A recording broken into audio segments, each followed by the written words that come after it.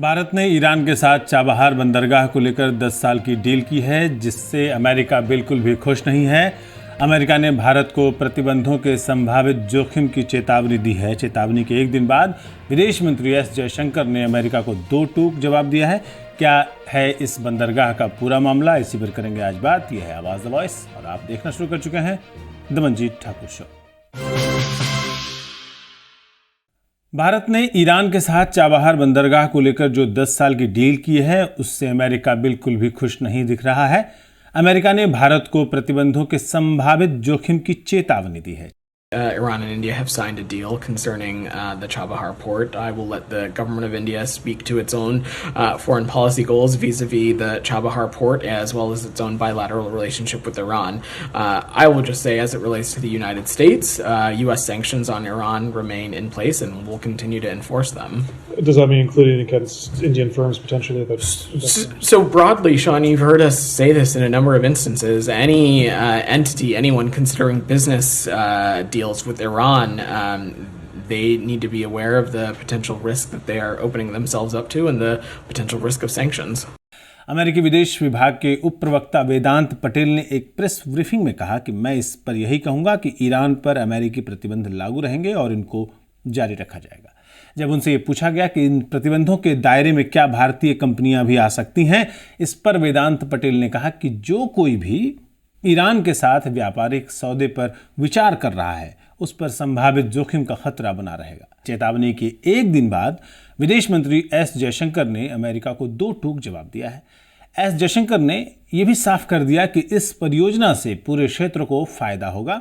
इसके लिए छोटी सोच को लोगों को स्वीकार नहीं करना चाहिए। एस जयशंकर ने कहा कि अमेरिका ने पहले ऐसा नहीं किया है, इसलिए अगर आप चाबहार में बंदरगाह को लेकर अमेरिका के रवैये को देखें तो पहले वो पोर्ट की व्यापक प्रासंगिकता की सराहना करता रहा है। उन्होंने कहा कि हम इस पर काम करेंगे। You know, we've had a long association with the Chabahar port, but this was we could never sign a long-term agreement, and the reason was there were various problems in the Iranian end. You know, who was our partner? JV. It's a JV. So, joint venture, the partner changed, conditions changed. So, finally, we were able to sort this out, and we were able to actually get the long-term agreement done. And the long-term agreement is necessary because without it, you cannot really improve the port operations, and the port operations we believe will benefit the entire region. So I did see some remarks which were made, but I think it's a question of communicating and convincing and getting people to understand that this is actually for everybody's benefit. I don't think people should take a narrow view of it, and they have not done so in the past. So if you look at even US's own attitude to Chabahar in the past, the US has been appreciative of the fact that Chabahar has a larger relevance. So we will work at it. अब हम आपको बताते हैं कि Bharat Iran के बीच Chabahar port deal में आखिर क्या है, जिससे चीन और पाकिस्तान के साथ अमेरिका की भी नींद उड़ गई है। असल में भारत और ईरान ने सोमवार को एक ऐसा समझौता किया है जिसे पाकिस्तान और चीन के लिए झटके के तौर पर देखा जा रहा है। भारत और ईरान ने यह समझौता चाबहार स्थित शाहिद बेहेश्ती बंदरगाह के संचालन के लिए किया है। शाहिद बेहेश्ती ईरान का दूसरा सबसे अहम बंदरगाह है। यह समझौता इंडिया पोर्ट्स ग्लोबल लिमिटेड और ports and maritime organisation of Iran के बीच हुआ है। भारत के जहाजरानी मंत्री सर्बानंद सोनोवाल ने ईरान पहुंचकर अपने ईरानी समकक्ष के साथ इस अहम समझौते पर हस्ताक्षर किए। पाकिस्तान और चीन ईरानी सरहद के करीब ग्वादर पोर्ट को विकसित कर रहे हैं। भारत, ईरान और अफगानिस्तान को जोड़ने वाले चाबहार पोर्ट को ग्वादर पोर्ट के लिए चुनौती के तौर पर देखा जाता है। लंबी अवधि का यह समझौता 10 साल के लिए है और इसके बाद यह खुद ही आगे बढ़ जाएगा। साल 2016 में ईरान और भारत के बीच शाहिद बेहेश्ती बंदरगाह के संचालन के लिए एक समझौता हुआ था और नए समझौते को 2016 के समझौते का ही एक नया रूप बताया जा रहा है। भारत के विदेश मंत्री एस जयशंकर ने सोमवार को कहा था कि इस समझौते से पोर्ट में बड़े निवेश का रास्ता खुलेगा। विदेश मंत्रालय के मुताबिक ये समझौता क्षेत्रीय कनेक्टिविटी को बढ़ाएगा और अफगानिस्तान, मध्य एशिया और यूरेशिया के लिए रास्ते खोलेगा। इस समझौते के तहत इंडिया पोर्ट्स ग्लोबल लिमिटेड करीब $120 मिलियन का निवेश करेगी। इस निवेश के अतिरिक्त $250 मिलियन की वित्तीय मदद की जाएगी। इससे ये समझौता करीब $370 मिलियन का हो जाएगा। इंडिया पोर्ट्स ग्लोबल लिमिटेड ने इस पोर्ट का संचालन सबसे पहले 2018 के आखिर में शुरू किया था। इस समझौते के लिए दोनों देशों के बीच पिछले 3 साल से बातचीत चल रही थी। भारत ईरान के चाबहार बंदरगाह के जरिए अफगानिस्तान और मध्य एशिया तक अपनी पहुंच को थोड़ी आसान करना चाहता है। यह बंदरगाह भारत के रणनीतिक और कूटनीतिक हितों के लिए भी बेहद महत्वपूर्ण है, बहुत अहम है। भारत और ईरान के बीच ये समझौता ऐसे दौर के बाद हुआ है जब दोनों देशों के बीच चाबहार पोर्ट के मुद्दे पर दूरियां देखने को मिली थी। इस साल जनवरी में ईरान के राष्ट्रपति इब्राहिम रईसी ने एस जयशंकर से मुलाकात की थी। इब्राहिम रईसी ने इस मुलाकात में भारत और ईरान के बीच जो समझौते हुए थे उनको लागू करने और उनमें तेजी लाने पर जोर दिया था। रईसी ने भी कहा था कि जो समझौते भारत और ईरान के बीच हुए उनमें आई देरी की क्षतिपूर्ति किए जाने की ज़रूरत है। रईसी का इशारा बेशक चाबहार बंदरगाह की तरफ था। 2023 में जब प्रधानमंत्री नरेंद्र मोदी और ईरानी राष्ट्रपति रईसी के बीच बातचीत हुई थी तब भी चाबहार का मुद्दा उठा था।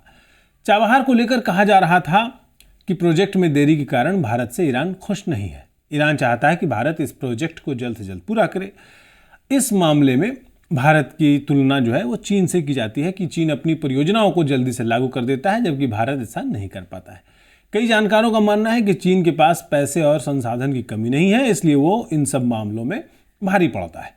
अमेरिकी प्रतिबंधों के कारण भी इस पोर्ट को विकसित करने में देरी हुई है। जब भारत और ईरान के बीच ये समझौता हुआ था तब भी अमेरिका की ओर से कड़ी आपत्ति दर्ज की गई थी। चाबहार पोर्ट चीन की अरब सागर में मौजूदगी को चुनौती देने के लिहाज से भारत के लिए काफ़ी मददगार साबित हो सकता है। चीन पाकिस्तान में ग्वादर पोर्ट को विकसित कर रहा है। ये पोर्ट चाबहार पोर्ट से सड़क के रास्ते केवल 400 किलोमीटर दूर है, जबकि समुद्र के जरिए ये दूरी महज 100 किलोमीटर ही बैठती है। इस तरह से ग्वादर और चाबहार पोर्ट को लेकर भारत और चीन के बीच टक्कर है। रणनीतिक लिहाज से भी ग्वादर पोर्ट में चीनी मौजूदगी भारत के लिए दिक्कत पैदा कर सकती है। ऐसे में चाबहार पोर्ट में अपनी मौजूदगी होना भारत के हक में माना जाता है। भारत की कोशिश होगी कि वो अच्छे रिश्ते ईरान के साथ बने रहें और चाबहार बंदरगाह का काम चलता रहे और वो आगे इस प्रोजेक्ट के साथ जुड़ा रहे।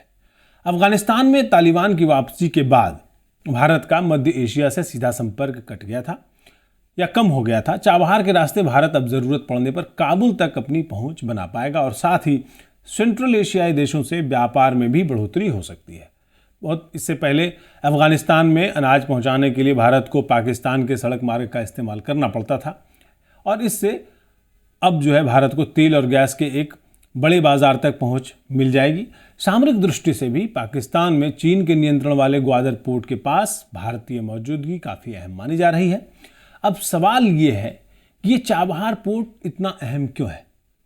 ईरान के तटीय शहर चाबहार में बंदरगाह के विकास के लिए भारत और ईरान के बीच साल 2003 में सहमति बनी थी। साल 2016 में पीएम नरेंद्र मोदी ने ईरान का दौरा किया था। 15 साल में किसी भारतीय प्रधानमंत्री का यह पहला ईरान का दौरा था।